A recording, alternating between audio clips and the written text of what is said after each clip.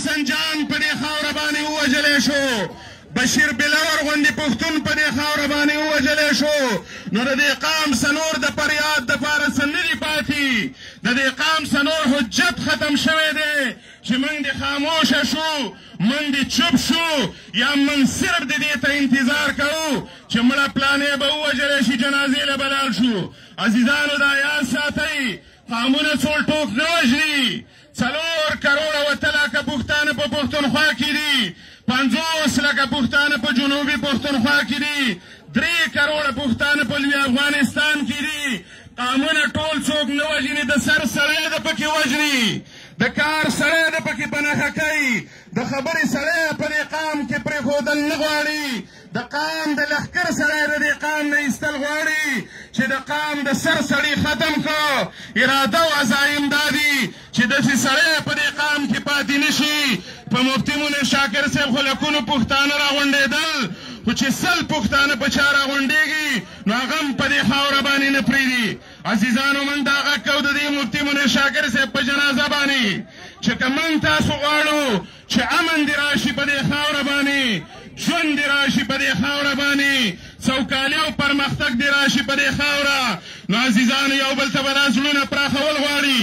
د مفتي منیر شاکر صاحب دا مرګ زه غږ کوم د دې پښتون ملت په ټولو علماء کرامو باندې، په ټولو اهل مدارسو باندې، په ټولو خانقاهانو باندې چې نن نور بل دی په دې خاوره باندې، نن توپان راغلی دی په دې خاوره باندې، علما وجل او حق پرست علما وجل.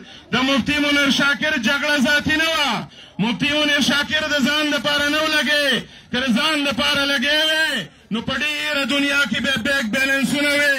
خو تاسو ته پته رشته دی پښتنو، د مفتي منیر شاکر نوم په شیډول پور کې اچول شوی و، د مفتي صاحب نوم په ECL کې اچول شوی و، د هغه شناختي کارډ بلاک کړلی شوی و. دغه لعنتي پالیسیانو، دغه د جبر او د ظلم پالیسیانو عزیزانو موږ تباه او برباد کړلو. خو دا واورئ ګورئ بله لار نشته دی د خلاصي، یا صرف جنازې کول دي یا دې خاورې له امن راوړل غواړي. خو امن ګورئ تش په یو څو نارو باندې نه کېږي. د امن دپاره باندې عزیزانو دې قام له به مسلسل جرګې غونډې پکاري. په خیبر کې جرګه وشوله، په باچا خان مرکز کې جرګه وشوله، په بلو کې د قام جرګه وشوله. مسلې د دې قام معلومې دي، مسایل اجتماعي دي په دې خاوره باندې. عزیزانو که په دې خاوره باندې تاسو یاد لرئ، که څوک په څوکۍ باندې ناست دي، که څوک بل ژوند جوړ کوي په دې خاوره باندې، خو دا یاد لرئ، دا یاد عزیزانو که په دې خاوره باندې امن رالی، په دې خاوره خوشحالي او ژوند نو عالم به هم پکې خوشحاله وي، سیاستمدار به هم خوشحاله وي، د ټول قام ژوند به خوشحاله وي. د افغانستان تباهي او بربادۍ دا وطن دې ته راورسول. عزیزانو موږ دا غږ کوو د دې مفتي صاحب د جنازې نه، د افغانستان په حال دې نور رحم وکړلی شي.